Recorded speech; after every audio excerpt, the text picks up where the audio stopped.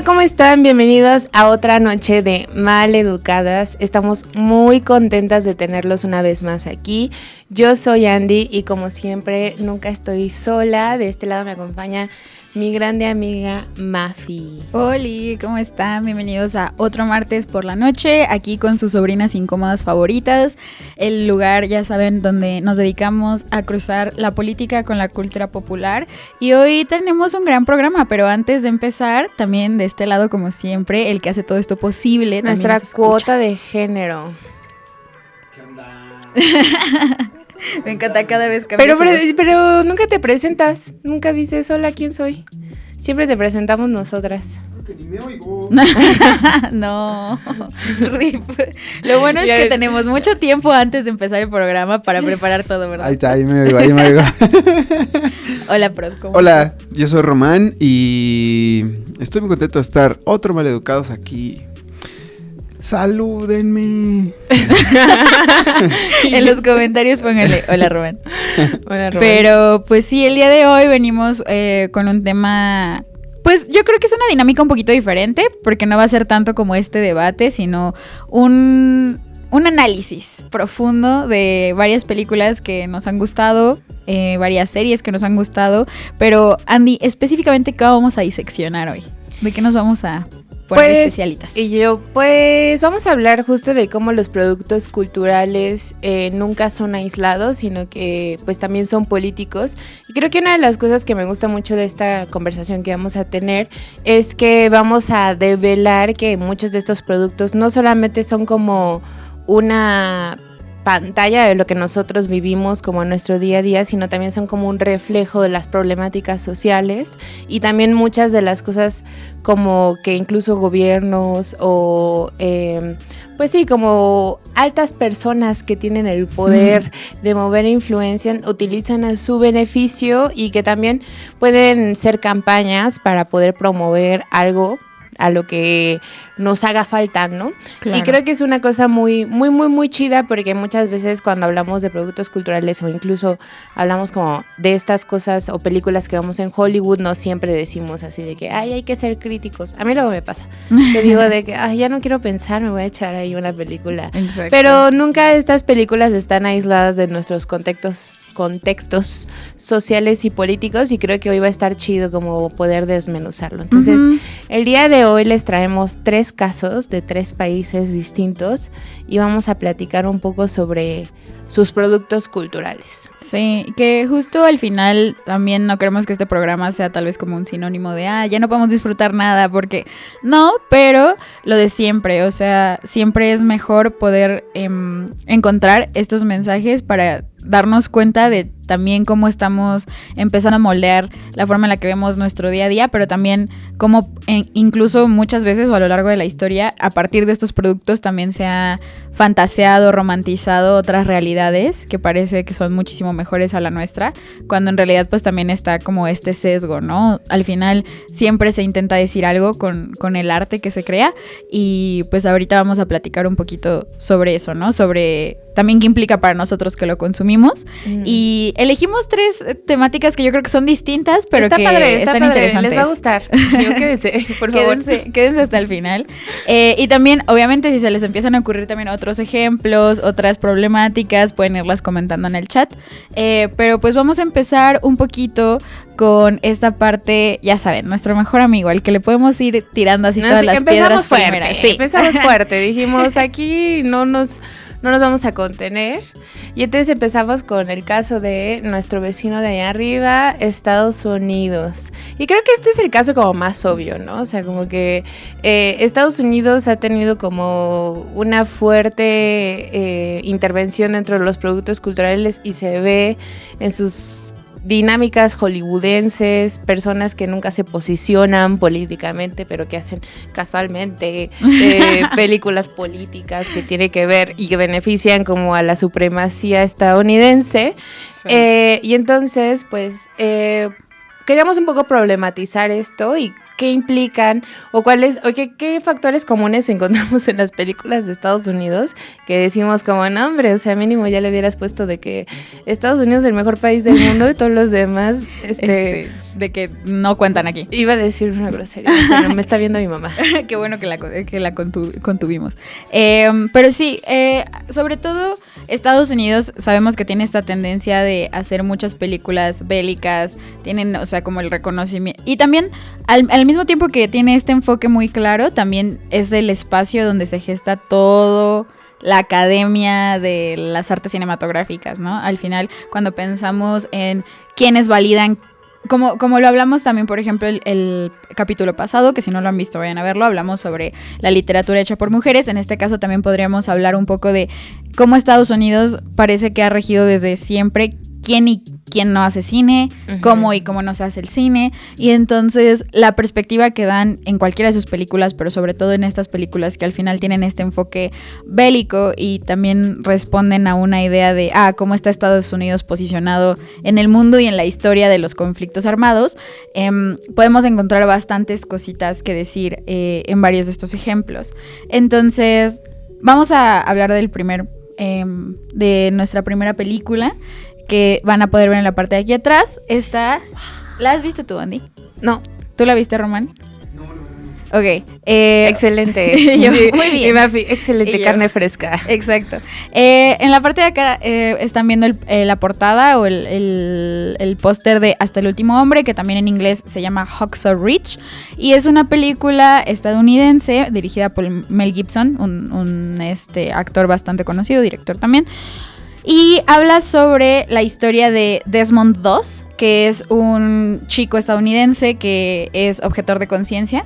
Entonces él estaba súper reacio a participar en la Segunda Guerra Mundial, pero después del ataque a Pearl Harbor decide decide, de una u otra forma termina en la Fuerza Armada.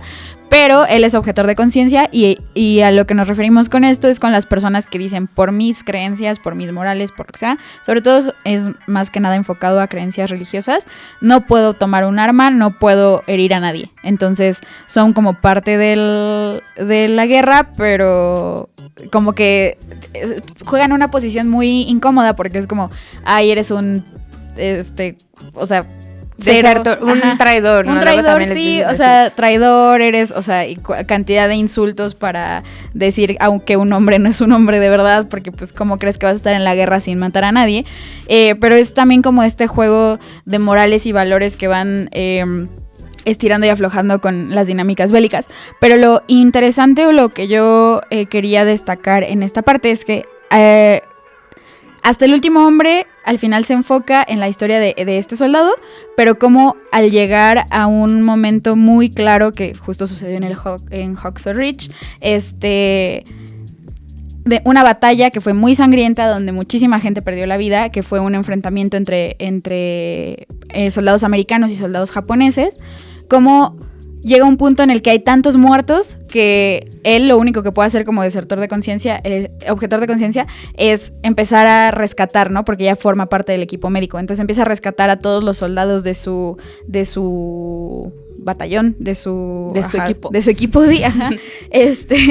y los empieza a llevar como a un lugar seguro porque están todos agonizando. ¿Y qué pasa o por qué se vuelve famoso este hombre? Porque empieza a salvar no solo a soldados americanos, sino también a los japoneses. Entonces es como esta parte, ya saben, como muy romantizada también, de que wow, los americanos somos tan empáticos con el otro, y vean a ese hombre que pudo haberlos dejado todos morir, pero dijo, no los voy a dejar morir. Porque es estadounidense. Exactamente, sí. Ajá. Pero a mí lo que se me hace muy interesante es que hay una parte donde puedes ver cómo platican entre ellos los soldados japoneses, y es muy interesante cómo no subtitulan esa parte en el cine y en la mayoría de las plataformas de streaming. Solamente como que estás escuchando, estás leyendo todo en inglés o en los subtítulos en español, y de repente empiezan a hablar los soldados japoneses así y no les entiendes nada, y entonces como que te da una impresión de que no sé qué están diciendo. Es también cómo se sentían ellos, ¿no? En ese momento de no te entiendo nada y así, pero también viene con una lógica que yo veo muy representada a lo largo de varias películas que tienen como esta temática de las guerras, y es que no te esfuerzas en darle como más profundidad a los personajes que son del otro bando o de la otra edad, porque si no, estás como cayendo en esta parte también de humanizarlos y de saber que al final están matando y están violentando también la vida de personas complejas y reales, y como esta parte de los subtítulos, de poder darles diálogos que tengan sentido con el público o así, también habla como de esta separación, ¿no? De la gente que nos interesa saber su historia, que en este caso son como los soldados americanos. Los otros son los malos. O sea, como que, aparte siento que tiene que ver mucho con un discurso continuo de, pues ellos al final de cuentas son la gente que... Pues que es la otredad, ¿no? Sí, o sea, y que o los salvajes, o como... Ajá, justo, y como que no nos interesa saber cuáles son sus opiniones, o cuáles son, no sé, sus últimas palabras. Sí. O sea, como que es como una construcción de una realidad como justo muy estadounidense, en la que, bueno, o sea, Estados Unidos es el centro, y al parecer todos los apocalipsis siempre por haber pasan en Estados Unidos, siempre cae un meteorito en Estados Unidos, en Nueva York, no sé. Sí. Y el centro del mundo. Así es, porque obviamente los aliens cuando vienen a conquistarnos saben que tienen que ir primero por Estados Unidos, ¿no? Entonces creo que justo como que es una lógica y una dinámica que se va construyendo, ¿no? Como pues al final darle esto o darle esta atención a estas otras personas que pertenecen al lado opositor, digámoslo así, pues rompe con esa lógica, ¿no? Y no lograrían como Sí, como esta empatía de que hay verdad que nosotros fuimos los que sufrimos, cuando en realidad, pues justo este tipo de guerras afectan a todos las personas y los bandos involucrados, y que podría parecer, o sea, podríamos defender esta elección de subtitular o no, o como de dar profundidad o no a los personajes, ya saben, como de que ya de por sí están pasando muchas cosas en la película, no necesitamos saber eso, o no es necesario, no sé qué, pero al final no tanto es como este ejemplo particular, sino como a mí siempre me acuerdo de este ejemplo, pero representa todo lo que pasa en muchas otras películas con este mismo corte, que es los salvajes del otro lado, ve cómo son bien sádicos y bien violentos, y también como que no terminas caricaturizando a una nación entera, a un periodo histórico particular, y parece que no tiene un sentido, pero en realidad sí, ¿no? Que es lo que decimos y lo que queremos resaltar con esta primera parte de las películas estadounidenses, y es como se empieza a centrar y crear también esta idea mítica de la guerra estadounidense y los cuerpos armados estadounidenses que son tan gloriosos y tan increíbles, y cuando dices... O sea, podríamos decir lo mismo de cualquier otro bando, ¿no? O sea, también dependiendo de quién quiere contar la historia. Pero, pues, como son los que también tenemos más acceso, es más poco probable que la gente se ponga a ver películas japonesas de la Segunda Guerra Mundial por la accesibilidad y demás.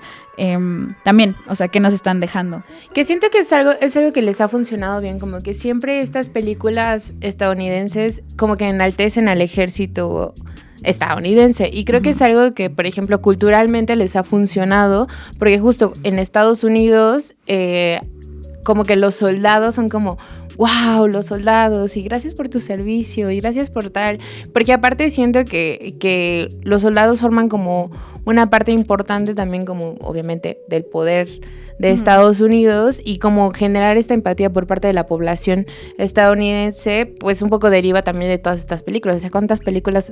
A ver, un reto, nombren todas las películas de soldados estadounidenses que se puedan acordar en los comentarios. Sí, de que ya por favor no necesitamos más historias de la Segunda Guerra Mundial, ya tenemos suficiente. De soldados. Y justo ahorita que estábamos hablando de eso, yo les quería presentar este otro ejemplo, que justo, o sea, no sé si te has dado cuenta, pero todos los héroes de situaciones apocalípticas son o soldados o ex soldados, o de que sí, ex marines, o como ex, no sé, algo.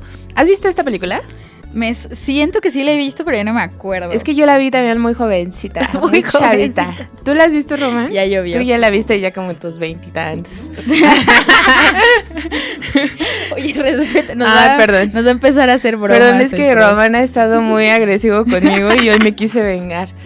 Y fue venganza del episodio anterior, sí, que si no lo han visto vayan a ver lo que me hizo Román. Para ver cómo expone Román a Andy. Bueno, pues es que esta película yo la vi ya, o sea, como en mi adolescencia. Y ¿qué me haces esa cara? Hace 2 días, de hecho.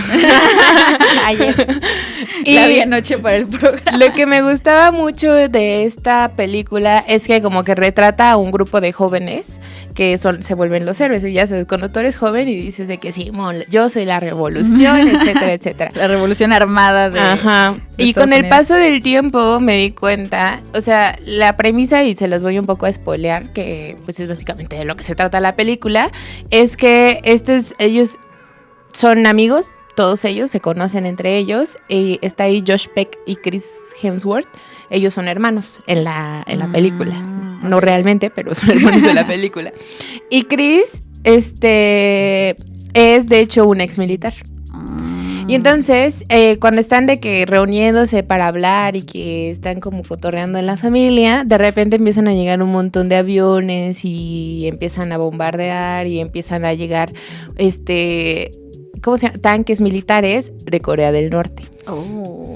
Y entonces empiezan a secuestrar a todo mundo, casi de que haciendo campos de concentración. Y entonces este grupo de jóvenes, gracias a Chris Hemsworth, logra escapar en una camioneta y se aíslan en las montañas en una cabaña que tenían los padres. Y entonces Chris Hemsworth los empieza a entrenar con armas que tenían escondidas en esa cabaña. Entonces ellos empiezan a entrenar, empiezan a saber utilizar las armas, pero algo que me da mucha risa, bueno, ahora que ya la vi, en esos momentos yo decía de que wow, la revolución, le iba a la revolución. La revolución la hará Chris Hemsworth, o no será. La revolución será con el de los Juegos del Hambre, o no sé, con Josh Hutcherson. Y, o sea, como me da mucha risa que siempre en todas las películas de Hollywood estadounidenses, apocalípticas, postapocalípticas, antes preapocalípticas, siempre el malo es de que Rusia, Corea del Norte o China. Sí. Siempre es ellos, un ex marín, un ex soldado, ideando cosas para acabar con el plan malvado de China, con el plan malvado de Rusia, con los espías de Corea del Norte. Uh-huh. Entonces se me hizo como muy chistoso que como que siempre, o sea, como que hay esta narrativa de que estos países siempre son los que están atacando a Estados Unidos, claro, ¿no? Y Estados Unidos siempre es esta pinta de que no, pues yo no hice nada, mi único pecado fue existir y que me tuvieran envidia, ¿no?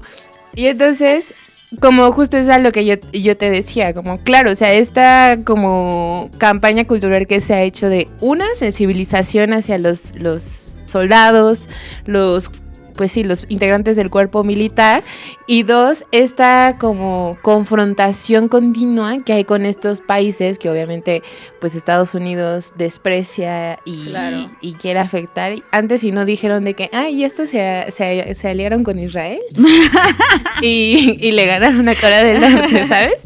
Porque siento que es una lógica cultural que les funciona y que al final pues son las premisas de todas sus películas. Y creo que una de las desventajas que tenemos es que muchas veces nos aventamos estas películas sin un ojo crítico. Yo me las aviento sin un ojo crítico, de que ya, algo palomero. Yo quiero ver a Chris Hemsworth haciendo la revolución, entrenando adolescentes.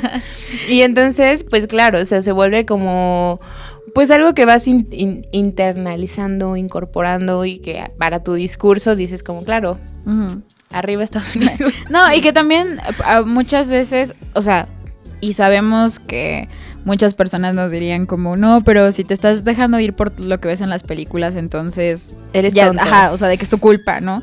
Pero pongámonos a pensar que es también la forma de entretenimiento y acceso cultural como para muchas personas, que en lo que menos justo van a estar pensando es, ¿cómo lo puedo criticar? O así, ya ven que, por ejemplo, en el mismo Estados Unidos no hay ni siquiera una percepción de la geografía global como para que todavía los pongas a analizar una película. Claro. Pero a lo que voy es que siento que también no es casualidad que estén todas estas, o sea, que parezca un refrito del refrito todas estas películas que dices, o sea, siempre es de que un ex militar o un militar y siempre pasa esto y siempre, o sea, por más que hayamos escuchado la misma historia 20 veces, parece ser que todavía se les está dando el dinero, el tiempo y como los recursos para que se sigan haciendo este tipo de historias, que al final también habla, o sea, yo a partir de las películas, también por ejemplo de Avengers y de todas estas de Marvel, es que conozco también como la dinámica un poco de como los veteranos, o sea, y como de que, ay, es que los pobres veteranos, de que tienen un buen de traumas, que es ahorita lo mismo que están diciendo con los soldados israelíes, ¿no? Que es como, ¿quiere alguien pensar en ellos de que se le están pasando mal? Se quieren matar porque se sienten mal. Ah, ¿tú crees, chiqui? O sea, como que es mucho esta idea de justo como decía, sensibilizar a la imagen de los militares, la imagen de la policía, la imagen de los cuerpos de seguridad, a partir de películas donde los pones como hombres guapos, ¿sabes? Ajá. O sea, siempre es así algún super hottie de Hollywood. Ajá. Y ya como que la banda, sí es cierto, sí, y al final son las mismas historias. ¿Son tan buena gente? Ajá, de que son tan guapos y tan buena gente, ay, ojalá me protegiera a mí también, y es como... Me acabo de dar cuenta que yo este fin de semana caí en una así. ¿Cuál? O sea, me encanta, o sea, me gusta mucho Batalla Naval. Ajá. Y entonces en esta, bueno, si no la han visto, es una película que retrata como que vienen alienígenas y que nos quieren matar a todos, y entonces hacen como un campo de fuerza y las únicas personas que están casualmente es que dentro, aparte sale casualmente Alexander Skarsgård, es guapo. Casualmente dentro de este campo de fuerza son los marinos, bueno, los de la marina. Y entonces ellos son los que hacen de que, que no sé qué, no sé qué tanto. Y entonces sale Rihanna. Hay una parte en la que pues les destruyen sus barcos, y entonces el único barco que queda es un museo de los veteranos de la marina. Ay, Dios, quiere alguien pensar. Y entonces llegan, pero es que aparte, es que de verdad, qué tonta fui. Porque llegan, o sea, llegan y entonces, pues ya que se destruyó el barco, obviamente les queda muy poca tripulación, y entonces pues uno de ellos les dice como, es que aunque pudiéramos echar a andar este barco, que uno, no sé, porque es un sistema como súper antaño, súper viejo, dos, no tenemos la tripulación suficiente. Y entonces salen así este cameo de todos los veteranos ya viejitos, llegando así de que... Y yo me puse a llorar. ¡No! Lloro. Me puse a llorar por verlos a tener que dar todo por su país. Dios. Y entonces, porque todavía no te exhibas de esa forma. Todavía les da un discurso así de que ya dieron suficiente por su país y no soy quien para pedirles más, pero hoy se los estoy pidiendo. Y entonces ya los veteranos le dicen, ¿qué necesitas, hijo? Y yo... Cayó una víctima más del imperio estadounidense. Ya ven cómo están diciendo de que las únicas personas que caen en eso son las que no tienen... Miren, piensen qué película de guerra los emociona y tal vez ahí... Que los hicieron llorar como sí. Ay, no. Ay, no puede ser. Yo... antes de que Andy se siga exhibiendo, justo antes de que se siga exhibiendo. Pero bueno, justo un poco para cerrar esta primera parte de la guerra es esto, ¿no? O sea, como cómo empieza a bajita la mano ayudarnos a enaltecer todas estas ideas también de que wow, quienes ganan la guerra tal, que también eso, o sea, por más que luego nos queramos hacer muy hippies, también nos hace normalizar la idea de los enfrentamientos armados y de glorificarlos incluso, y de decir como, es que esta gente que es súper valiente por ir, y nadie debería de estar haciendo esas cosas para empezar. No deberían de estar ocurriendo estas situaciones.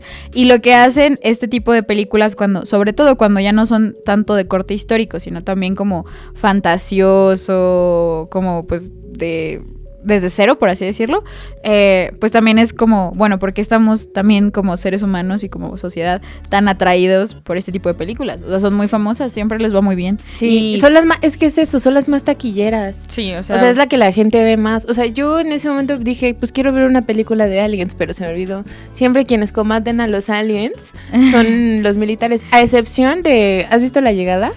Ah, sí. Esa me gusta mucho porque es la única película en la que he visto que contactan a alguien de ciencias sociales. Donde sí o humanística. Es la única en la que a la Tierra la salva una lingüista. Muy bien, yo tengo fe en los lingüistas. Así es. Pero pues también continuando con otro tipo de temas que podríamos ir abordando respecto a estos booms que tienen y la influencia que tienen en la población. Vamos a hablar de un caso que probablemente ustedes también, tal vez ustedes sientan muy lejano, pero no es cierto. Pero a la chaviza sí les gusta mucho. No, y deja tú la chaviza, o sea, seguramente a tu mamá, a tu abuela, sí, a cierto. tu tía, o sea, ya vieron. Antes eran las novelas turcas. Ahora son las novelas coreanas. Las novelas coreanas. Mi mamá es una adicta. Sí, mi abuela y mi mamá también. Alguien ponga así de que recemos por todas las mujeres para que se curen de esa adicción. Y justamente queríamos traer el caso de Corea del Sur como fieles consumidoras de este contenido. Sí. Yo como buena K-popper también, Andy también.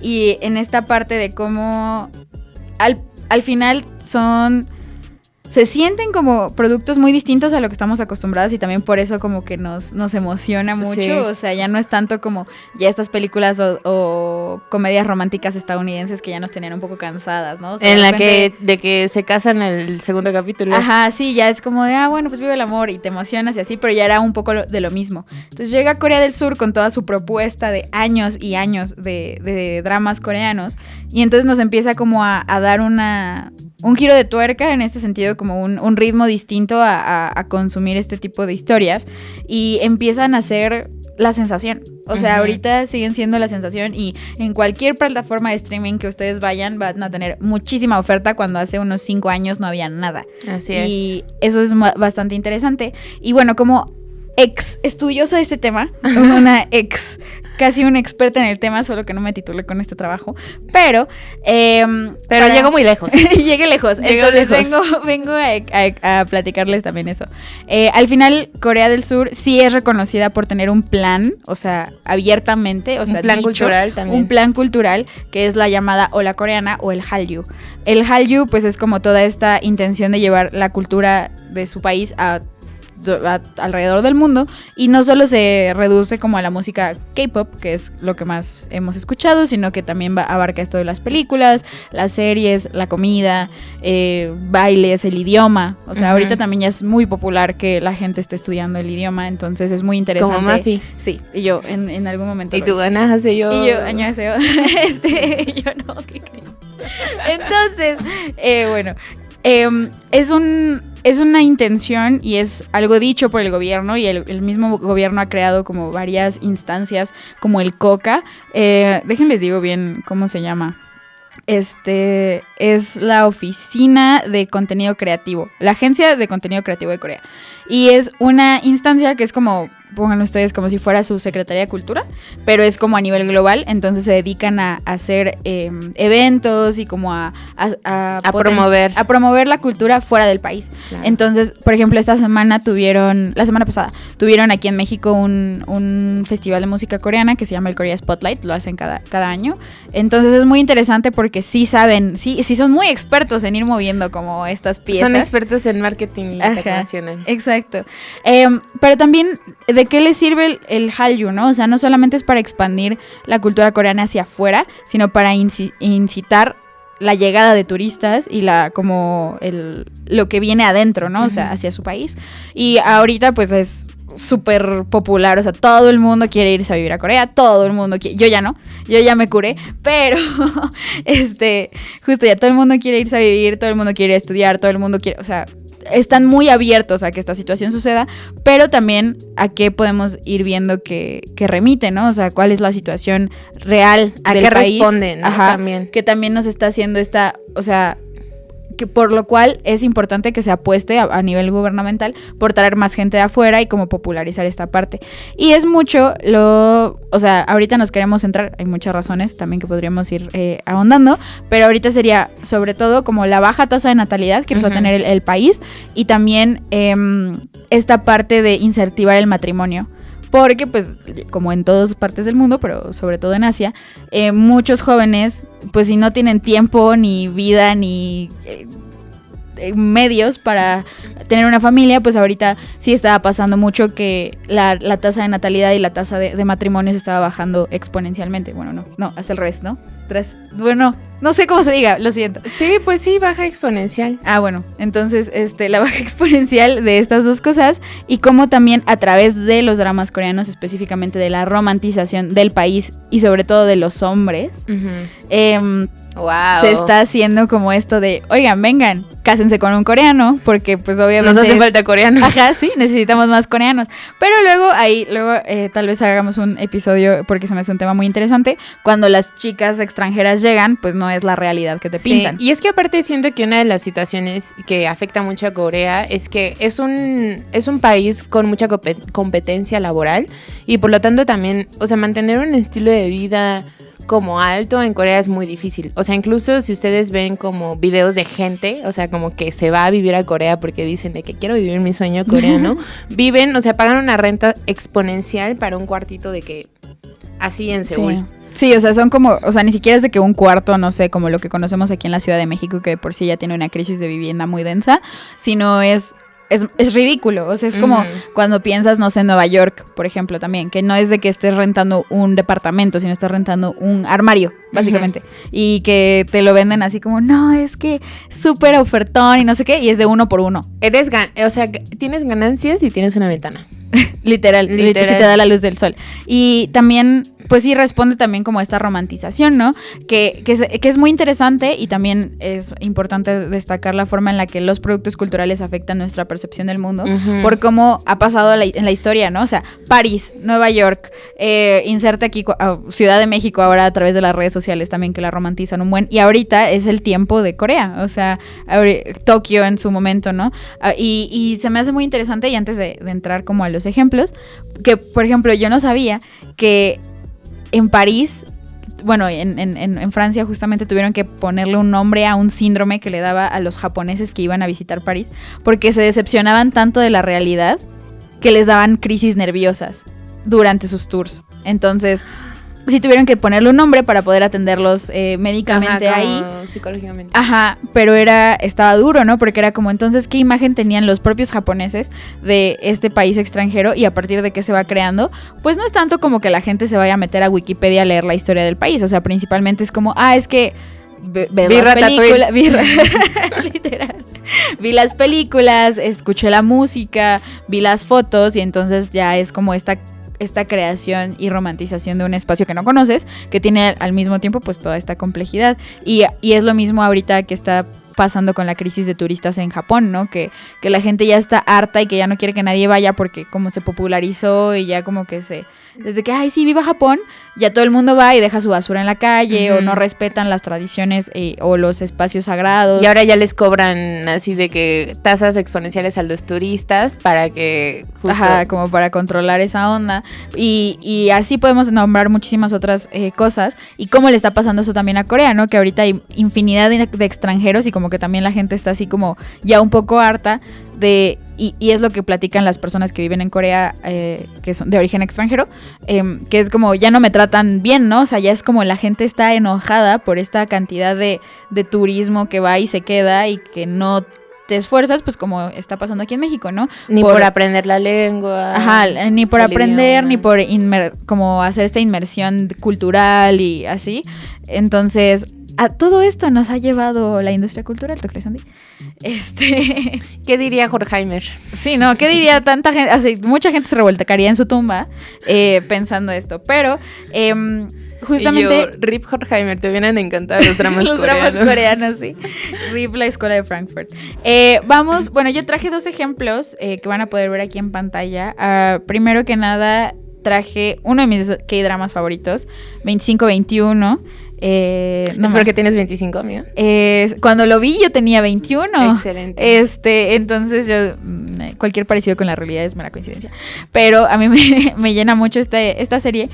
Pero la traigo porque es de corte romántico, pero también porque es uno de los más populares. Y no tanto porque sea romantizable, porque sí es como una historia como realista, lo que sea, igual el segundo ejemplo, pero la construcción que tiene de los personajes masculinos es muy particular y es muy encantadora, entonces es como de que, Dios, quiero un novio así, y me pasó, mientras la vi, la verdad yo dije, wow, ¿quién para? Esta historia es muy linda, es sobre Hido y este chico que, en este momento no me acuerdo cómo se llama, pero Shijin, creo que sí, Jijin. Ajá. Ellos se conocen y tienen esta diferencia de edad. Ella tiene 21, él tiene 25. Ella es esgrimista profesional y es como todo este viaje que tiene como profesionalizándose en el deporte. Mientras que él es como este chico un poco sin rumbo en la vida que termina siendo también un periodista. Entonces vas acompañándolos a medida que van creciendo y entonces como que pues, empiezan siendo amigos y como que se caen mal y como que no se toleran y de repente empiezan como a entenderse y así. Se me hace una forma muy linda y muy realista de retratar como estas relaciones, sobre todo en los 20s, que son muy tumultuosas y como muy complejas porque dejas de ser pues adolescente que se puede centrar en agarrarte la manita y ser feliz con tu novio y empiezas a ser una persona con problemáticas y como con agenda de adulto. Uh-huh. Entonces es como no sé si podrían entrar como en la categoría de coming of age o estas películas que son como de cuando los personajes van encontrando su camino en la vida y como que pasan que son como un brinco de una etapa a otra, o sea, de adolescencia a adultez. Pero yo creería que sí. Y el porqué de traerlo a colación es porque Ji Jin se vuelve como este personaje como súper empático, súper entendedor, como sobre todo en la primera mitad de la serie es como tipazo, de que lo ves y dices, yo quiero uno de esos. Y cuando va avanzando dices, uy, ¿a dónde te metí? Exacto, que también por eso lo quería recomendar un poco en esta parte, porque se me hace un poco más realista, pero la primera mitad nos podemos dar cuenta de cómo se construyen todos los personajes. O sea, que sí creería que podría yo criticar un poco a los dramas coreanos en este sentido, porque siento que donde sí dan más profundidades en las chicas, uh-huh. O sea, como que la construcción de los personajes femeninos siempre trae como propuesta, uh-huh. Y los hombres muchas veces sí se parecen mucho entre ellos, pero también por eso es interesante, porque todos cumplen con estas características que dices, súper atento, súper amable, súper caballeroso, súper respetuoso, no sé qué, y entonces lo empiezas a ver, y yo, de esto era mi tesis antes, lo empiezas a ver como esta idea de, no se parecen nada a las personas reales, que viven en mi país, o no se parece nada como a toda esta problemática que tenemos como mujeres aquí en México o en Latinoamérica de la violencia de género, o sea, como que, wow, allá se ve que me tratarían bien. Uh-huh. Y entonces empieza a ser también como esta apuesta de las mismas consumidoras de los K-dramas de, wow, quiero a coreano. Artista, un coreano, así en el abstracto, o sea, no sabemos de qué forma, pero queremos un coreano, o empezar a romantizar incluso a los mismos actores, ¿no? Que es donde empieza a ser también como un poco problemático, porque pues se desdibuja, o sea, empieza a esta onda muy parasocial. Justo, se vuelve una relación muy parasocial. Cuando pues en realidad también podrían ser solamente historias, como decíamos al principio, que disfrutes, que veas, que digas, me gusta mucho ver los dramas coreanos, pero esto no, o sea, saber identificar esa línea y esa distinción entre la realidad de que el retrato de la masculinidad ahí no va a ser la misma. Y porque no le conviene al gobierno que sea, o sea, no te van a enseñar todas sus dinámicas machistas. Porque quieren coreanos nuevos. Exacto. La segunda que van a poder ver aquí en pantalla, esta sí la recomiendo mucho, ampliamente, o sea. Esta sí, véanla. Si son corazón de pollo. Román, vas a llorar mucho con esta. Solamente tengan paciencia porque el primer capítulo tiene mucho grito, mucho sufrimiento, siento, o sea, a mí me agobió mucho cuando lo vi. Claro, sí. Y lo demás también, pero creo que si no has visto un drama coreano, como que te saca de onda que sean tan gritones, uh-huh. Pero luego ya vas como agarrando la onda. Esta serie que tienen aquí atrás es Cuando la vida te da mandarinas. Me parece muy, muy linda porque es un retrato familiar, o sea, como de los traumas generacionales de una sola familia a lo largo de... Son 3 o 4 generaciones que se alcanzan a ver. Son 4 porque su hija tiene una hija también. Y entonces es como este retrato de las mujeres siendo madres, abuelas, tías, hijas, esposas. Nietas. Sí, de toda esta vivencia como en sociedad que tienen. Y lo interesante es que también transcurre en 2 espacios distintos de Corea, ¿no? O sea, en el espacio rural, cerca de la playa, y también ya en las grandes ciudades, y a través de varios años, lo que nos permite ver una realidad de los años 80, me parece, uh-huh. Que es cuando empieza. Cuando termina también la guerra con Japón. Sí, como que empieza así a ser un momento muy específico también de político y social. Eso también creo que es algo que le daría mucho a los dramas, que sí te permiten ver y conocer un poco de la historia de forma más accesible, pero igual sigue teniendo este tinte así de es que aparte, a mí ese actor me gusta mucho. Yo lo amo. O sea, sí, es muy lindo. Park Bo-gum. Bo-gum. Es que no sé cómo pronunciarlo, perdónenme. Y justo también lo traía a colación porque su retrato de la paternidad, de la masculinidad, el romance es muy particular. Y siento que también, obviamente, te emocionas un buen porque dices, papá presente, novio presente, así vato esposo presente. Ajá, es todo presente. Ajá. Y se nos hace también muy ajeno, y con razón, respecto a la realidad que vivimos también en un país donde la mayoría de los papás son papás ausentes, o como que la masculinidad es muy tóxica, y aquí ves algo muy distinto. Sí. Y también esta construcción de personaje funciona para la historia, es bellísimo. Yo creo que es mi personaje favorito de toda la serie, pero al mismo tiempo también sigue hablando de esta romantización del papel, ¿no? De los papás. Y también que me recuerda mucho a lo que hablábamos, por ejemplo, en el capítulo de los incels, que si no lo han visto pueden ir a verlo en el canal del Chamuco, donde también hablamos de lo que necesita cumplir un hombre para ser un buen hombre y un buen padre y así, ¿no? Y él es como este juego muy interesante entre el hombre ideal y el hombre que nos ha dicho la sociedad que tiene que ser el hombre, pero lo hacen de una forma tan linda. Es que es todo. Ajá, es todo. Es que es todo, o sea, lo construye, o sea, lo hacen proveedor, lo hacen trabajador, lo hacen amoroso, lo hacen familiar. Y en suma, porque aparte podríamos decir, bueno, esas características las puedes encontrar muy fácil, pero aparte te lo ponen guapo. Y entonces, bro, o sea, es que se me hace muy importante, o sea, es lo que dicen. Con sus hoyuelos. Ajá, entre Corea, y esto no quiero que sea como una generalización banalizadora, o sea, al final sabemos que podemos ahondar mucho, a mí me apasiona mucho este tema, como pueden ver, entonces no es como para banalizar, es como para ir como mencionando ciertas cosas, pero en un país donde también todas las personas que están enfrente de la pantalla son tan cuidadosamente seleccionadas, ¿no? Como por su apariencia física. Y también en un país que tiene como tan normalizadas las operaciones estéticas, también, y no digo que algunos de estos artistas las tengan o no, a lo que voy es que también es más factible que estés viendo en tu pantalla a alguien que no es como realista, tanto en la narración o en la narrativa de su personaje como en el look. Sí. Y entonces, obviamente no vas a salir aquí a la calle y te vas a encontrar a un hombre proveedor, guapo, romántico, lindo y aparte guapísimo de 1.90, porque también es como esta idea que lo aleja y que también podemos empezar a cuestionar qué tanto nos ayuda a una visión real del amor y de lo que podemos aspirar. Sí, cuando pensamos que ya habíamos superado como esta trampa del amor romántico de las películas de Hollywood, llegan los dramas coreanos a decirnos de que este es el hombre que mereces, pero también es un hombre que no existe, ¿no? Sobre todo, o sea, como que ni siquiera ya, o sea, son 5 los que están así. Sí, literal, porque siento que aparte lo que hace es como esta lavada de cerebro de un amor como muy fácil, claro, cero complicado. O sea, al final este amor que tienen ellos en la pantalla, entre ellos como personas, no es complejo. Tienen contextos pues adversos, se enfrentan a como dificultades externas, pero nunca hay una complejidad en esta relación, porque es esta idea de que, bueno, o sea, como que la persona solamente te va a entender y ya, con eso vas a ser feliz todo el tiempo y entonces no necesitas trabajo emocional y no necesitas hablar las cosas y no te necesitas pelear, etcétera, etcétera. Y siento que es también como esta idea, como que Corea vende mucho, ¿no? Como de, te consigues un coreano y vas a ser feliz por toda tu vida.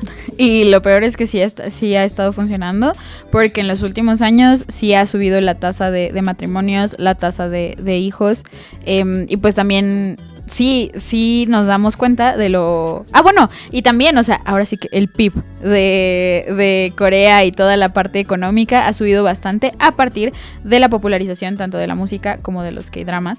Entonces, estos dos ejemplos justo se los recomiendo mucho.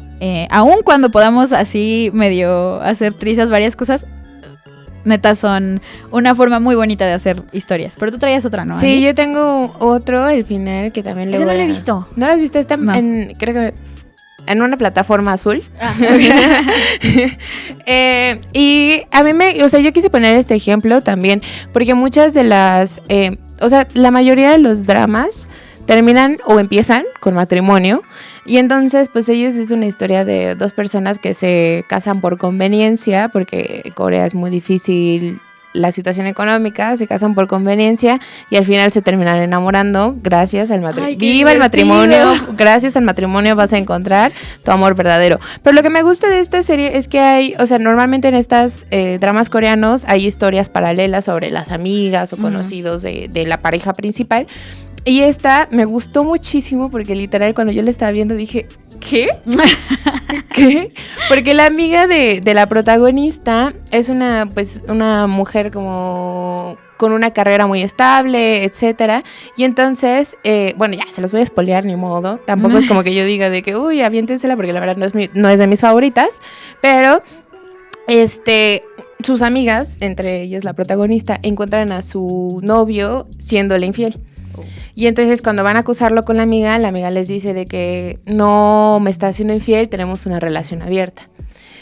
Raro para Corea, pero espérate. No, y es que aparte, si ustedes no saben qué son las relaciones abiertas, depende de los acuerdos, tampoco se los voy a yo explicar acá, pero... Si consiguen a alguien que tenga una relación abierta, pregunten específicamente qué entienden por una relación abierta. Porque todo el mundo entiende cosas distintas y todos tienen acuerdos distintos, pero básicamente aquí en esta relación abierta de esta serie, ella tiene un...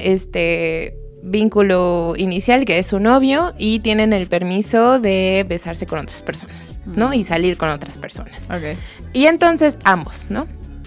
Cuando pasa todo esto, ellas, las amigas, pues le cuestionan de que estás loca, ¿qué te pasa? Eres muy liberal, y ella solamente dice de que es que yo nunca he pensado en casarme, nunca me he pensado en tener hijos, yo no quiero. Y eso te lo dejan muy claro. Y yo dije, chido, ¿no? Progresismo. Claro. Y entonces llega un momento en el que la chica se embaraza. Y entonces se lo hace saber al novio y el novio le dice, tenlo y nos casamos. Y entonces la chica dice, es que mi carrera es mi vida, yo no me quiero casar, yo no quiero tener hijos, quiero abortarlo. Y entonces pasa como toda una situación extrañísima, a mí se me hizo súper forzada, extrañísima, de las amigas y ella teniendo como una reflexión aquí casi divina, que las amigas la convencen de que no aborte porque un niño es una bendición. Llegó el doctor Simi a decirle, no abortes. No abortes, por favor. Mira, aquí está, ¿cómo se llama? Su coso que le da dinero, ser pro vida. Sí. Ajá. Y la chica no aborta, tiene el bebé y se casa. No. Y yo aquí sí dije, propaganda, pronatalidad, así en su máximo esplendor. Pero bueno, estos fueron como algunos de los casos que nosotras tenemos en Corea, sobre todo porque es una política explícita culturalmente para erradicar las bajas tasas de natalidad y que les ha funcionado muy bien, así como le funciona a Estados Unidos hablar de militares, aquí les funciona muy bien hablar de bebés y de bodas. Y de amor, sí, Pero cásense. Así es, y pasamos a uno de los casos más y se van a atacar. Sí. Se van a atacar, pero justo cuando yo estaba platicando con Mafi sobre el programa, sobre las cosas que nos interesaban, yo le decía a ella, pues es que creo que una de las cosas que a nosotras nos atañen, pues es México, ¿no? Digo. Sí, también, o sea, sabemos que así como en su cuenta de Netflix seguramente tienen un drama coreano empezado, seguramente tienen Narcos o alguna otra serie mexicana. Y creo que algo que yo le comentaba mucho a Mafi es que no es que como tal nosotros tengamos políticas culturales que estén todo el tiempo tratando de meternos cosas. Podría ser, ¿no? Sí. Algunas de la televisión abierta también podría ser. No todos, obviamente, pero creo que algo que sí nos sucede a nosotros como mexicanos es que tenemos muy normalizada la violencia. Sí. Y entonces como que, bueno, no sé si a ustedes en casa les pasa, como que todo el tiempo tiene que ser una serie sobre violencia, tiene que ser una serie sobre acción, tiene que ser algo. Y entonces unas de las series que más han durado o la temática que más ha durado en México han sido pues las narcoseries, ¿no? Y entonces, por ejemplo, aquí les tengo algunas también de las series que seguramente ustedes ya vieron.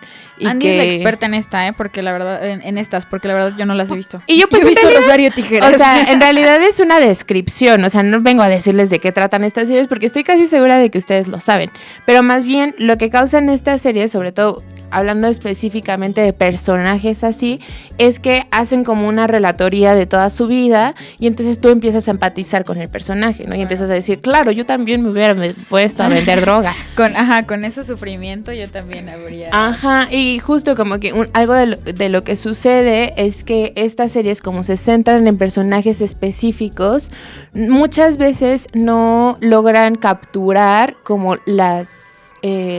consecuencias a gran escala de este tipo de casos, ¿no? Claro. Sobre todo hablando específicamente del narco, como cuáles son las problemáticas que les causa a los jóvenes, ¿no? O cuáles son, pues, cuántas vidas cobra. E incluso siento que muchas de las muertes que suceden dentro de estas series son un poco insensibles, ¿sabes? O sea, como que casi siempre están pintadas como, es que tú te mereciste morir porque me traicionaste y yo soy el jefe, yo soy el patrón. Claro.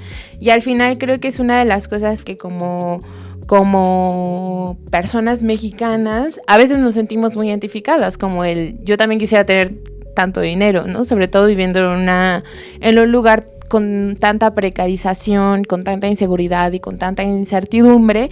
Este tipo de personajes pareciera que lo tienen todo, ¿no? Y pareciera que es muy fácil, y aparte con este aire de superioridad, pues es un reflejo también de las inseguridades que nosotros tenemos, de no querer sentirnos menospreciados, no querer sentirnos parte del eslabón más débil de la cadena alimenticia. Y pues series como estas en México son muy populares, al igual que como en Corea y al igual que en Estados Unidos, son las series más taquilleras. ¿Y eso qué implica, no? Implica que también hay muchas personas, no estoy diciendo que un sector específico de la población, que también tienen como una idea aspiracionista a partir de estas series, ¿no? Y también les traigo el otro ejemplo, que sería la contraparte en género, ¿no? Como hubiera traído a Rosario Tijeras. También cuenta. Para que pudieras hablar un poquito más de Rosario Tijeras. Pues claro, o sea, como La Reina del Sur, que se ha vuelto no solamente popular en México, sino en Latinoamérica y también en partes de Estados Unidos, que se vuelve una serie también larga, muy interesante sobre cómo una mujer empieza a dominar en este tipo de espacios. Y algo que es muy particular de estas series es también la forma en la que nosotros normalizamos también la existencia de estos personajes, porque estos son casos reales, ¿no? Y creo que algo a lo que nos enfrentamos mucho como espectadores y con lo que tenemos que tener mucho cuidado es de no verlas con un ojo crítico y con empatizar de más, ¿no? Con estas, o sea, se nos olvida las consecuencias que trae a la violencia del país, ¿no? Y también pienso mucho o sea, y también tomando el ejemplo de Rosario Tijeras, que es el que yo conozco un poquito más, que, por ejemplo, estos son casos reales, pero también como está esta tendencia, obviamente, y no solo mediática, sino también social, o sea, de que estos personajes salen de contextos sociales muy particulares, sobre todo como como contextos muy precarizados, muy violentos y así, pero como también esto ayuda a normalizar que existan estos espacios,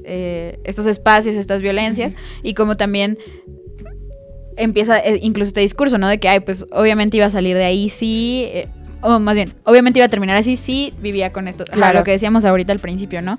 Y entonces siento que banaliza también la precariedad de la gente, porque es como, eso justifica que después ya te quieres, no sé, hacer más rico, o quieres, tomar venganza de ciertas cosas, y entonces como que lo banaliza, y también incluso podría dar esta idea de las únicas alternativas que se tienen cuando se está en esos espacios es terminar cediendo hacia la parte del crimen y siento que lo banaliza mucho. Sí, que al final nosotras también como sociólogas pues entendemos que hay espacios en los que, o sea, no es que nosotras no entendamos, ¿no? Por qué la gente entra a los espacios del narco, sino que más bien entendemos de más que vienen de estructuras sociales muy particulares y que claro, o sea, para nosotras se nos hace muy lógico que terminen, ¿no? Como en estos espacios y que al mismo tiempo también sabemos que hay muchas otras personas que vienen de esos mismos espacios precarizados y que no terminan ahí, ¿no? Uh-huh. Y más bien la problemática acá o lo que queremos dar a conocer es que si nosotros empezamos a consumir este tipo de cosas sin ni una mirada crítica, lo que pasa es que nos empezamos a atiborrar de violencia y entonces ya nos parece que la violencia es normal. Ajá, nos desensibilizamos. Y pasa mucho como, por ejemplo, o sea, muchas de las series que se pasan en la televisión, etcétera, tienen que ver con los personajes que ejercen la violencia. Uh-huh. Y muy pocas con los personajes que la reciben, ¿no? O sea, como que se ha hecho muchas críticas, por ejemplo, de esta serie de El Caníbal, uh-huh. como que pareciera que las víctimas son de que son personajes secundarios. Sí. Y siempre, como decimos de las de guerra, o sea, siempre está este mismo enfoque, o sea, nunca es misma perspectiva de un personaje particular, etcétera, etcétera, etcétera. Entonces, a mí cuando yo vi esta siguiente película que les traigo acá, que se llama Contraataque, me voló la cabeza. Está buena, o sea, a mí me gusta mucho como este tipo de películas como muy de acción y así. Andy es la población a la que Estados Unidos le hace sus películas. De hecho, sí. Me encantan las películas de acción. Pues es que siento que yo pienso mucho en el día y como que llego a mi casa y digo, no quiero pensar. Quiero ver muerte. No quiero pensar de que solo denme algo interesante. Pero esta película se me hace muy particular porque es la primera película que veo que tiene como este estilo hollywoodense de acción militar. O sea, es la historia de cómo un pelotón de élite del ejército mexicano se enfrenta a un cártel. Y literal, o sea, los agarran, o sea, el cártel los agarra así de que en su día de descanso. Y entonces los va siguiendo a ellos, como salvando, o sea, tratando, primero agarran como a uno de los líderes y salvando a mujeres que fueron secuestradas por el cártel, y como que los pintan justo como estas personas como súper heroicas, claro, súper talentosas, así. Mi personaje favorito que es el pollo, que es el que está atrás.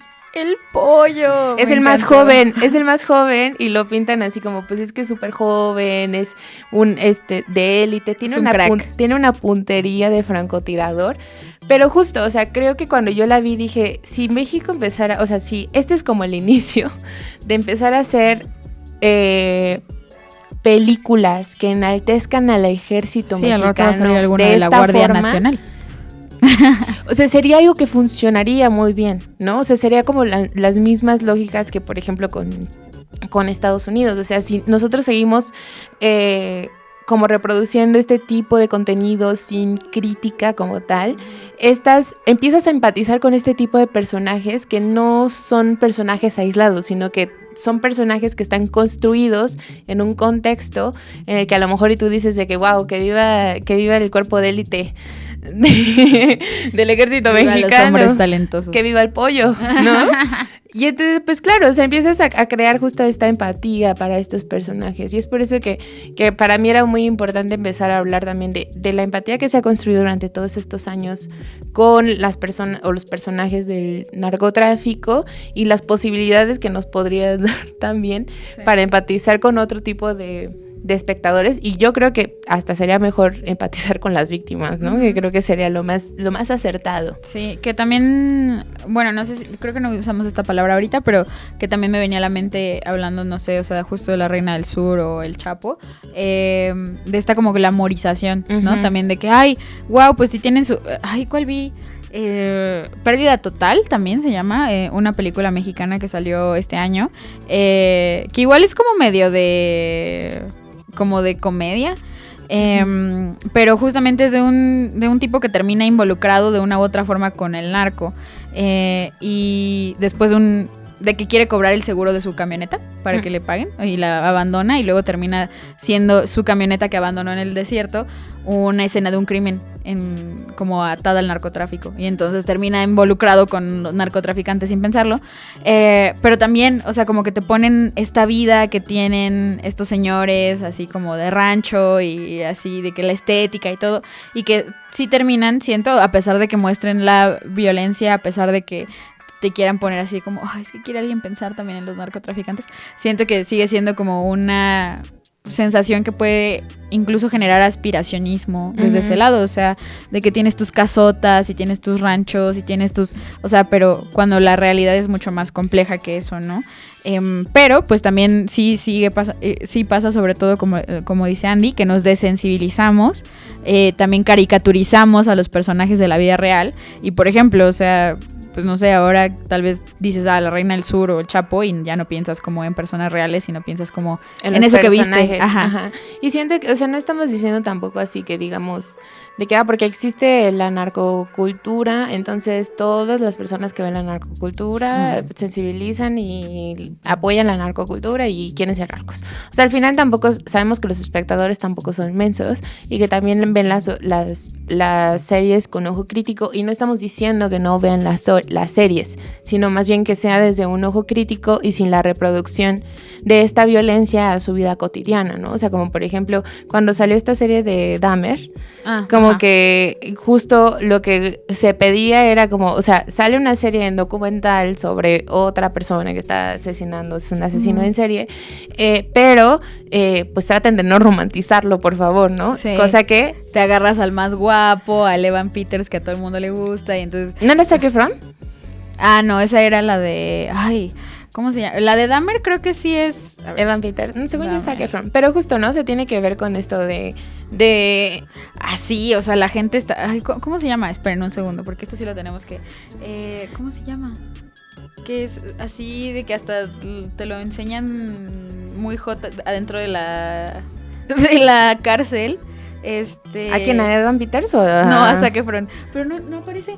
Ya se lo habrán quitado de... sí, pero bueno, James Dahmer sí es Evan Peters. Ajá. Me equivoqué. Pero justo lo que hacen este tipo de series es que cuando empiezas a romantizarlas o a turboidentificarte, a decirte que pues se te olvida que en realidad estamos hablando de gente que murió a manos de estas personas, ¿no? Sí. Y que hasta incluso a nosotras nos tocó ver a disfraces de Dahmer. Sí. Aquí está Ted Bundy. Ted Bundy es en el que sale Zac Efron. Y que claro, o sea, como que más bien tendríamos que ver todas estas con un ojo crítico y también preguntarnos y cuestionarnos por qué no hay tantas series o tantas películas que más bien nos ayuden a hablar sobre la vida de las víctimas. Sí, o como complejizar o sea, también hablarlo tal vez más desde el Estado, o como, o sea, todo este entramado de cosas que al final tienen que ver con el narcotráfico, pero pues como que siempre tenemos la misma tirada, ¿no? De glamour. O sea, es un mismo lente para un fenómeno tan complejo, con muchos actores. Sí. Pero bueno, justamente con este tipo de pensamientos es que pues también no queremos que piensen ustedes que les decimos, bueno, entonces no podemos disfrutarla, porque es lo mismo que les decimos, o sea, nosotras somos súper fans de cualquiera de estas categorías, o sea, así es. Yo tengo muchas otras películas de guerra que me gustan, soy muy fan de los dramas coreanos, o sea, nos pueden gustar, pero también creo que es bueno hacer este ejercicio de vez en cuando y también notar como estos patrones, también poder elegir a qué vamos a darle nuestro tiempo y a qué no, y también poder identificar cuando los productos culturales están bien hechos y cuando no también, o sea, cuando están banalizando cosas que sí están afectando a personas en la vida real, que también creo que eso a veces puede pasar mucho, ¿no? Que es como, bueno, pero ¿a quién le está haciendo daño eso de justo de las narcoseries o de las películas de guerra? Y luego piensas en que hay gente que no ha recibido perdones como en ciertos crímenes de guerra o en ciertos contextos de la guerra contra el narco, y entonces como que te das cuenta que no podemos empezar a ver nada más como caricaturizado todo lo que pasa. Desensibilizado también. Exacto, sí. Y pues, como dijo Andy, como decimos siempre, pensamiento crítico ante todo. Pensamiento crítico. Pero también déjenos si ustedes han encontrado como algunas categorías así como esto, ¿no? O sea, del romanticismo en los dramas coreanos, de la idea de la guerra en las películas estadounidenses y así, pueden dejárnoslo en los comentarios para que también podamos ir. Tal vez hacemos una parte 2 analizando otros países o así. Estaría chido. Déjenos sus recomendaciones en la parte de aquí abajo. Si ven batalla naval y se ponen a llorar, me lo comentan para neta ya no sentirme tan mal. Tan sola. Y con esto pasamos a más recomendaciones, pero ya con otro enfoque. Entonces vamos a nuestra siguiente sección. Oli, ya estamos de regreso y vamos ahora a una sección divertidísima, la favorita del público, que es Objeto o Pastel. Objeto o pastel. Donde ustedes van a adivinar cualquier cosa que a nosotras se nos ocurra ponerles en la parte de aquí atrás. Y el día de hoy vamos a seguir con las películas y con las series... No, películas. Que ustedes van a poder decirnos, a partir de lo que vean acá en pantalla, si son... cintas que pueden llegar a ser racistas, misóginas, clasistas o que tienen algún tinte así como estereotípico de alguna forma. O que beneficia la supremacía blanca estadounidense. O no. O si son más bien un como... o nada. O nada. O más bien si son como una apuesta por enfoques distintos y que pudieran darnos como también una perspectiva más amplia de las temáticas que tocan. Así que van a ver aquí en pantalla 4 diferentes y ahorita que terminen de pasar nos vemos aquí para que podamos discutirlas.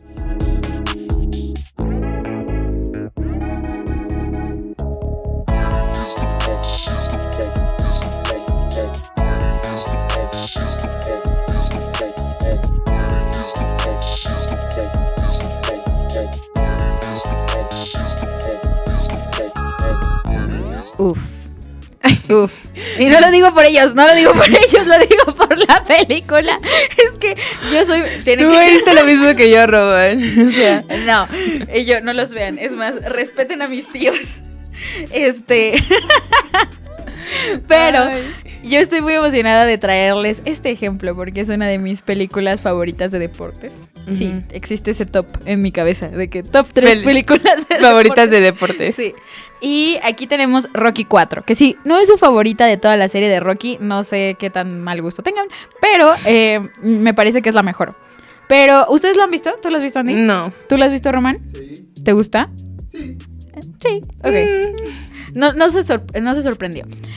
Muy bien, para quienes no sepan, en la parte de aquí atrás estamos viendo la película número 4 de la serie de Rocky, que trata sobre este boxeador profesional y cómo su vida desde abajo y cómo termina convirtiéndose en una estrella del box estadounidense. Pero Rocky 4 es muy particular porque va a retratar el momento en el que Rocky se enfrenta más bien a un contrincante ruso. Como que en la mayoría de las otras películas siempre habían sido pues como banda muchísimo más cercana en cuanto a contextos, pero aquí en los 80s, justamente en esta película se estrenó en 1985, como que viene muy fresco también enfrentamiento y como esta idea que se tenía de Rusia, desde la Unión Soviética. Entonces Rocky empieza a ser como este enfrentamiento no solo de dos personas individuales, ¿no? Sino como la idea. Dos países, dos naciones. Y es muy interesante porque si ustedes se meten a las reseñas del público de Letterboxd, que si a ustedes les gusta el cine y no conocen esta aplicación, yo creo que les podría gustar. Es literalmente como un registro donde puedes ir poniendo qué películas ves, qué calificación les das, poner tus reseñas y leer las reseñas de la comunidad. Es muy buena. Es muy divertida también. Y aquí dicen como, wow, no puedo creer que Rocky 4 acabó con la Guerra Fría. Y a mí me dio mucha risa porque sí, es esta construcción de historia donde podríamos parecer que está siendo como muy, ay, ojalá todos hagamos un pastel. Como Maluma, paz todos, ajá. Y hagamos un pastel y seamos todos muy felices. Y sí, o sea, hay una parte en la que como que planea decir de que, wow, nadie es mejor que nadie, de que de todas formas Estados Unidos se alzará en frente de cualquier como enemigo, pero creo que de todas formas, a pesar de que podría ser un enfoque mucho más de paz, también es estereotipizan mucho a la población rusa, porque Iván Drago, que es el contrincante de este lado, es este hombre que mide casi 2 metros, que está súper grandote, que aparte que no habla. No habla, ajá, es así como una piedra, es súper serio, le ponen esteroides, o sea, es como también una idea y una concepción de los deportistas rusos, que sí empieza a ser como esta onda de... O sea, sí son muy buenos y adelantados, pero tramposos. O como que secos, fríos, lejanos. Cuando también en realidad, pues este actor que es... Ay, ¿cómo se llama su tío? Dolph Lundgren. Ni siquiera es ruso. Este hombre es sueco. Entonces, ajá, o sea, como que es también de esas veces en las que pones a alguien que ni siquiera es de ahí a fingir ser de otra nacionalidad. Y entonces no es algo natural o como orgánico, sino es como... pues un copy-paste ahí medio raro. Entonces, en realidad, yo creo que esta película de acá sí podría estar hablando mucho de la supremacía estadounidense y también es anticomunista. Yo creo que... y yo por lo mismo, aunque es mi favorita... algo tranqui. Aunque es mi favorita, yo creo que sí hay que verla con ojo crítico también. Excelente, pues pasemos a la siguiente. Parasite, esa yo creo que era muy obvia. No sé, a nosotros nos gusta mucho esta película. ¿Ya la viste, Román? ¿No has visto? Yo creo que aquí se acaba Maleducados. No podemos continuar hasta que no estemos en la misma página en cuanto a Parasite. No manches. Bueno, Parasite es una película hecha por un sociólogo. Es un sociólogo, sí. Y de hecho está muy padre porque de hecho tú la ves y dices, ¿el capitán?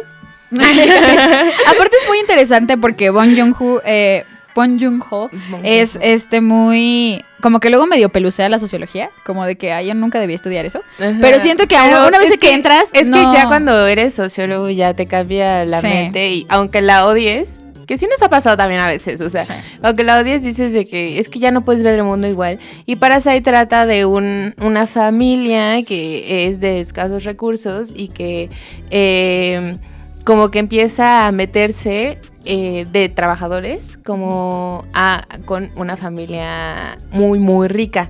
Y entonces como que entre ellos se van ayudando para poder como... empezar a trabajar ahí, porque, o sea, les va muy, muy, muy mal. Hay una escena que a mí que me encanta porque yo de verdad ¿Y te encanta? ¿Le encanta verla? No, o sea, me encanta porque es una visualización, una gran representación de la lucha de clases, por ejemplo, y de la diferencia que hay entre personas que ganan un montón de dinero y la clase trabajadora. Y, o sea, porque el papá, que es que ven aquí, se vuelve el chofer de la familia. Y entonces hay una escena en la que empieza a llover así horrible, horrible. Así de que cuando se inunda la Ciudad de México. Así. Y entonces la mamá, o la señora de la casa, ahora sí que la señora de la casa, está pues atrás en el carro y está hablando con una amiga que no sé qué y le está diciendo de que, ay, es que qué padre que llovió. Y la señora le está Amaneció bien bonito el cielo. Le dice la señora, sí, se ve súper lindo el cielo, no sé qué. Esa lluvia fue una bendición. Y se ve nada más así el acercamiento a la cara del papá, que es el chofer. Porque una noche anterior, cuando había estado lloviendo, perdieron su casa por la lluvia. O sea, se inundó completamente, perdieron todas sus pertenencias. Y es una de las razones por las que empiezan a vivir dentro de esta casa sin que los dueños sepan. Y entonces creo que es una crítica muy chida también que refleja muy bien pues estas dinámicas que se tienen, ¿no? También entre la clase alta y la clase trabajadora. A mí me gusta muchísimo. O sea, es muy ilustrativa, tanto visualmente como en historia, como en diálogos. Está padrísimo. Aparte también te da como esta otra visión de países como Corea del Sur, donde toda esta problemática económica, o sea, pues como en todos lados siento, pero las clases acomodadas están muy acomodadas y las clases más pobres están en una condición muy de desigualdad, muy muy densa. Entonces te empiezan a mostrar esta parte, sobre todo de la crisis de vivienda o de las deudas que la gente llega a tener. Lo clasista que es esta gente también, o sea... Y que justamente esta parte es de cómo incluso la tendencia de gente que tiene que fingir su propia muerte con tal de no pagar ciertas... deudas con el banco o así, y también nos demuestra pues la desesperación y pues la realidad que muchas personas podrían vivir a pesar de que no... Hay un momento al final, que si no la han visto tienen que verla, pero habla sobre cuánto tiempo le llevaría a X personaje comprar la casa en la que están, o como cuánto tiempo le llevaría, realmente hablando como con los sueldos que manejan, y es así, o sea, te rompe el corazón, es muy dura. Entonces, si ya la vieron, si no la han visto, coméntenos para que podamos platicar. Y pasamos a la siguiente película. Esta es tuya. Esta es muy linda. Esta la puse para ti, amiga. Ay, muchas gracias, amiga. Y yo, de hecho, este año fui justo La Princesa Mononoke en Halloween. Yo amo mucho a esta mujer. La Princesa Mononoke es parte de las películas de estudio Ghibli. Es muy interesante toda la historia de tanto del estudio como del director, que seguramente muchos de ustedes han oído al menos nombrar, que es Hayao Miyazaki. Y es que él crea este estudio junto con 2 de sus amigos, que también son directores, que también han tenido varias películas dentro del estudio, pero no son los más famosos. Lo que sí es que cada uno tiene un enfoque diferente, porque a los 3 los atravesó la guerra. Justo vivieron en contextos de guerra, crecen en contextos postguerra, y entonces eso afecta la forma en la que ellos van creando sus respectivos largometrajes. En este caso, La Princesa Mononoke, así como la mayoría de los trabajos de Miyazaki, tiene este enfoque más como esperanzador hacia la guerra, y en esta vemos a este ente que es como una existencia dentro del bosque. Básicamente, y a grandes rasgos, para que también se animen a verla, es cuando un príncipe se ve involucrado como en un conflicto, o sea, como, pues ya saben, de estos conflictos de esa época donde había príncipes, y conoce a esta chica que vive en el bosque, y que ella es este ser que defiende a capa y espada, literalmente, a los entes y a las vidas que están ahí adentro. Y es como pues es como este diálogo entre la parte más civilizada del mundo y la parte más natural, ¿no? O sea, como que es esta constante encuentro entre si deberíamos de aprovecharnos de todos los bosques. Ajá, sí, matar a todos los animales para nuestro propio beneficio, o no. O deberíamos ser gente empática. Exactamente. Y es como o sea, también este choque, porque al final, como los dos son muy jóvenes, también es esta parte de, pues es todo lo que conozco, ¿no? Tanto mi punto de vista como el otro. Y hay gente, de hecho vi un tweet el otro día que decía, pero es que es un gran punto para decir paz también, de que todos sean amigos. Y yo, no, bro, literalmente la mitad de mi bosque. Ajá, yo sí, me quedo la otra mitad y todos felices. No. Lo que hace Miyazaki justo en esta película, como en las demás, es justamente criticar la tendencia bélica que tienen los seres humanos, ¿no? O sea, no es de, solo quieres mi bosque para, no sé, propiedad privada. También es como, ok, propiedad privada, la destruimos, hacemos lo que se nos antoja y así. Construyes armas, construyes... lo que quieras. Y es muy interesante, sobre todo esta, comparada con otras películas, porque siempre tiene como este enfoque hacia la naturaleza, pero creo que aquí hay chance como que, ahora sí, aunque suene muy romántico, como que del bosque, que el bosque hable, pues.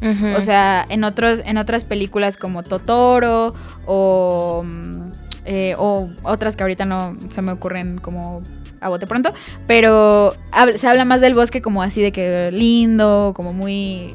todo lo que también hay en Japón, aparte de la parte industrial, pero en este caso es como este diálogo entre ambas realidades, y me parece muy, muy interesante.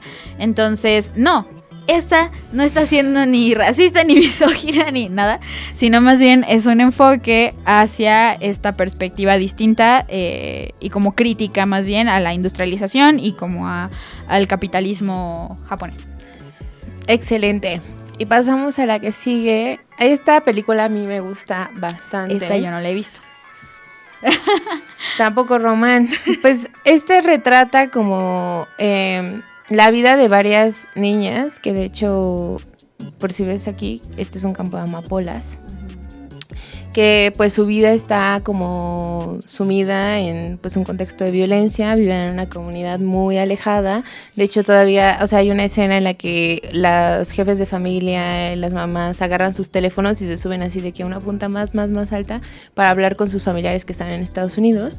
Pero bueno, lo que a mí me gusta de esta película es que vemos un contexto de el narcotráfico visto desde las consecuencias que puede haber, ¿no?, a su alrededor. Y por ejemplo es un grupo de niñas que se han tenido que cortar el cabello porque el cártel que está ahí se lleva a las niñas.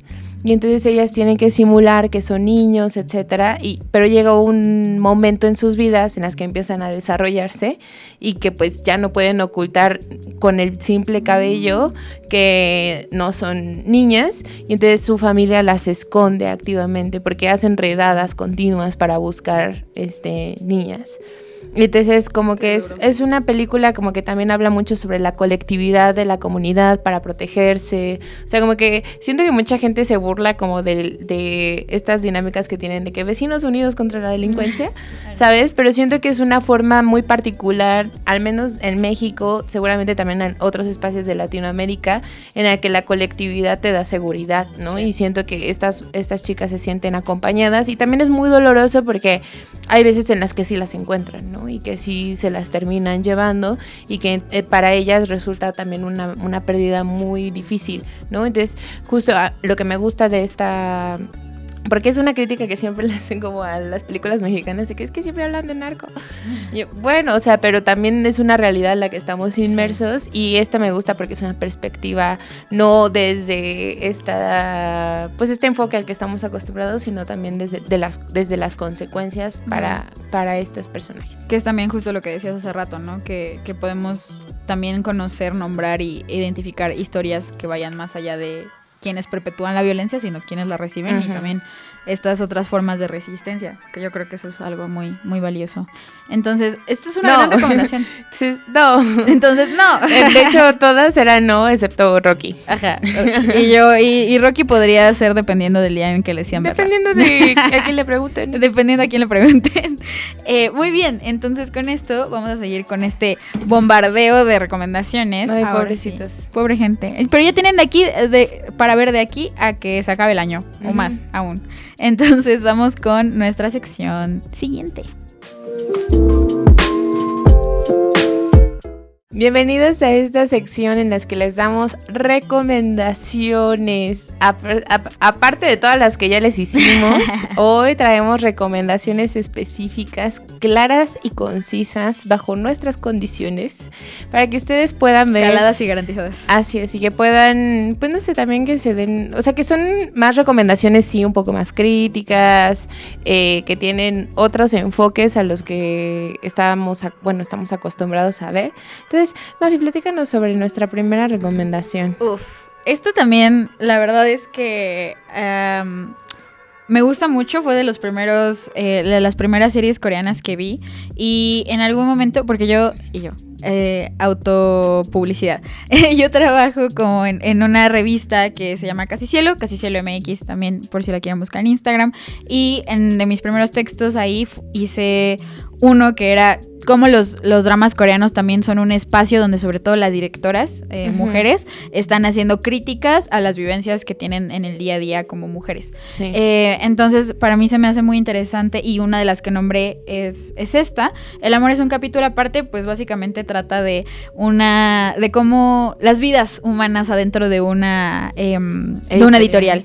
Entonces, tenemos como el punto central, y a mí por lo que me gusta recomendarla es porque tiene una serie de personajes femeninos muy diversa.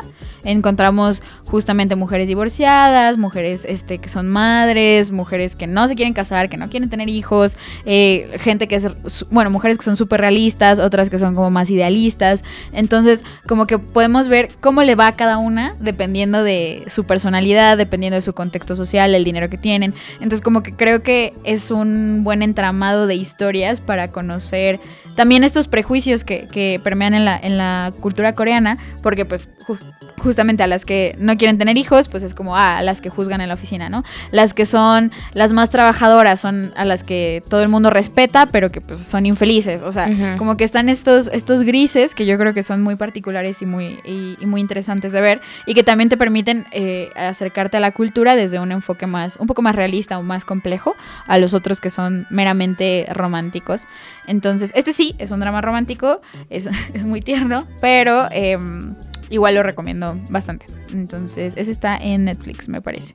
Sí, muchas gracias, Mafi. Pasamos a nuestra siguiente recomendación. Uy, no, esta no me la toqué. Esta no. Este vals no me lo toqué. Esta justo la traje pensando en que Andy y yo teníamos... Creo que ya lo hemos mencionado en otros... Sí, ya hasta le hemos insistido 10,000 veces a Román que la vea y no nunca la ve. Pero... Amores Materialistas, que es lo que pueden ver en la pantalla aquí atrás, es una de las películas un poco, pues sí, más sonadas de la primera mitad del año, este año, por sus personajes principales sobre todo, porque a todo el mundo le gusta ver a Chris Evans y a Pedro Pascal. A Dakota Johnson vemos, pero... Aparte de que después de que saliera también Los Cuatro Fantásticos. Ah, sí, estuvieron en todos lados. Ajá, y pues sí, muy, muy popular. La traemos también a colación, como ya lo habíamos mencionado también en otros capítulos, pero porque me parece un enfoque un poquito más realista a los enfoques que otros de los que hemos mencionado acá tienen sobre el amor. Que sabemos que al final algo de lo que le criticaron mucho a la película es que si no cae también como en ser romantizable al final del día, pero creemos y que pues sí trae a colación las preguntas importantes, ¿no? O sea, cómo estamos viviendo el amor hoy en día, cómo lo estamos procesando. Cómo está tergiversado también hoy en día. Sí, o sea, el papel que tiene el amor en el amor, el dinero en el amor. Y pues sí, o sea, digo, ¿lo mencionamos en el de las apps de citas? Sí, creo que también justo es lo que iba a decir, que también es una crítica, ¿no? También a las aplicaciones de citas, ¿no? Y como lo fugaces o triviales que pueden ser y también un poco inseguras. Que en este caso no es como en una app de citas que sucede, sino es esta historia donde Dakota Johnson, que es la chica en medio, trabaja como casamentera o como matchmaker en una empresa que hace... que la gente se casa. Donde junta gente y la gente se casa. Exactamente. Y como ella misma, a pesar de que se supone que le está solucionando la vida a todo el mundo, ella no tiene su vida solucionada. Y cómo está entre estos dos amores y que si vale más el dinero y la apariencia o el amor verdadero y así. Entonces, creo que es algo que podríamos pensar que ya hemos visto, pero siento que es la primera película, sobre todo en años recientes, que es cuando más se necesita tener esta plática, que nos habla como de los contextos de cada uno, pues van a influir con quiénes nos relacionamos, si nos podemos relacionar bien, si va a durar, si no va a durar. Y insistimos en que ahora que también hay más gente viéndonos, si ustedes quieren que hagamos alguna disección más a fondo de esta, hoy tenemos de dónde agarrarnos. Entonces ahí nos ponen en los comentarios. Pero si quieren algo un poquito más realista, les recomendamos... Con un comentario la hacemos, ¿eh? No nos subestimen. Sí, exacto. Y para terminar, tengo otra serie que también le gusta mucho a Andy. Ay, sí, la adoro. Esta se llama Sweet Home, Dulce Hogar, también en español, en la plataforma roja.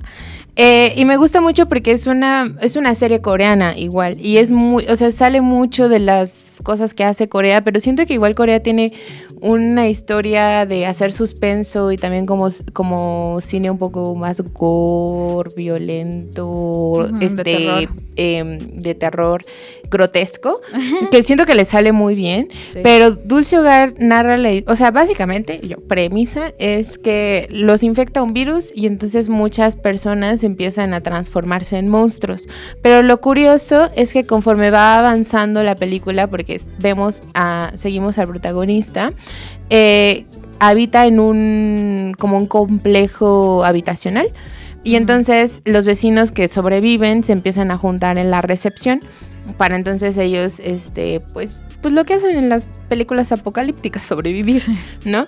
Pero se van dando cuenta de que estos monstruos en realidad son personas que se fueron transformando y la premisa acá es que se transforman en aquello que desean mucho o aquellos como problemas emocionales a los que se aquejan. Entonces hay el que a mí me gusta más hay un monstruo así gigantote, con músculos así grandísimos, que todo el tiempo está gritando proteína, que refleja justo como esta, o sea, del ser humano al que pasó a ser, como esta obsesión por un físico específico, etcétera, etcétera. Y hay uno que también me entristece mucho, que es una señora que se transforma en un feto, porque ella perdió a su bebé.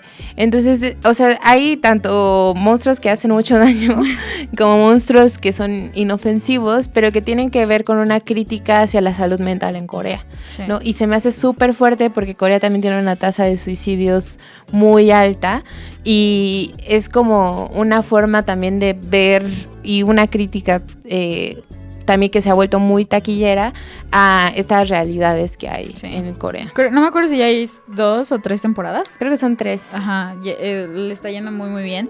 Y justo lo interesante es que también por algo le echamos sus flores como a este género en el cine y en la televisión coreana, porque le dan como estos giros interesantes. Y en este caso no es que se empiece a propagar un virus como tal, sino más bien como que es un gen que ya todos tenemos. O sea, como que te explota por estar... Ajá, súper estresado. Entonces, en el momento en el que ya te sobrepase tu problema es cuando, pum, o sea, va a empezar como esta situación. Pero entonces también habla como más que como una pandemia o como una situación así de un como virus algo que inevitable. Se propaga, ajá, es una respuesta al nivel de estrés que está manejando la población. Y otros ejemplos de los monstruos que podemos ver aquí es, por ejemplo, un papá que deseaba ser más cariñoso con su hijo y entonces sus manos son gigantes, ¿no? Porque también como que extrañaba no haberlo abrazado o así.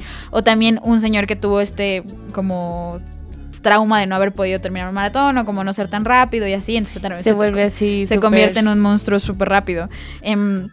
Y creo que es muy valioso esto, o sea, en un país también donde podríamos pensar que disfrutan mucho parecer perfectos, que sí es algo, o sea, la visión que se tiene del extranjero hacia adentro sobre Corea es muy particular y es muy de que es súper avanzado y súper...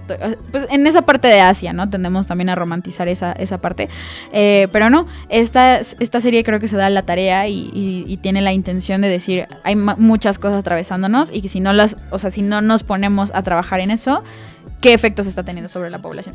Entonces, la verdad... Véanla, les va a gustar mucho. Sobre todo si les gustan como las series de acción. Sí. Está muy padre, está chidísima.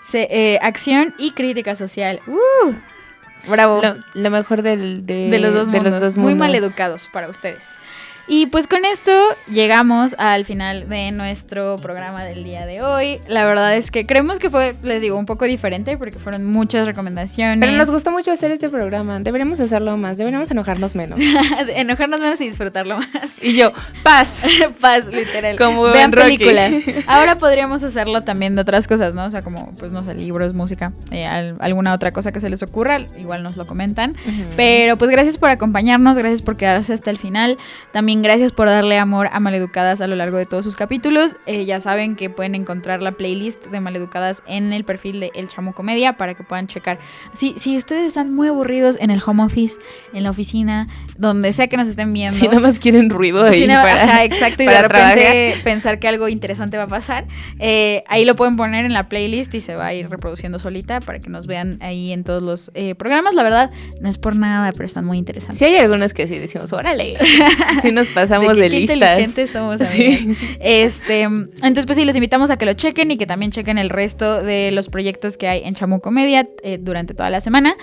Nos vamos despidiendo entonces, así que mucho gusto. Para quienes no me conocen, yo soy Mafi y a mí me pueden encontrar en Instagram como m.afi con doble i.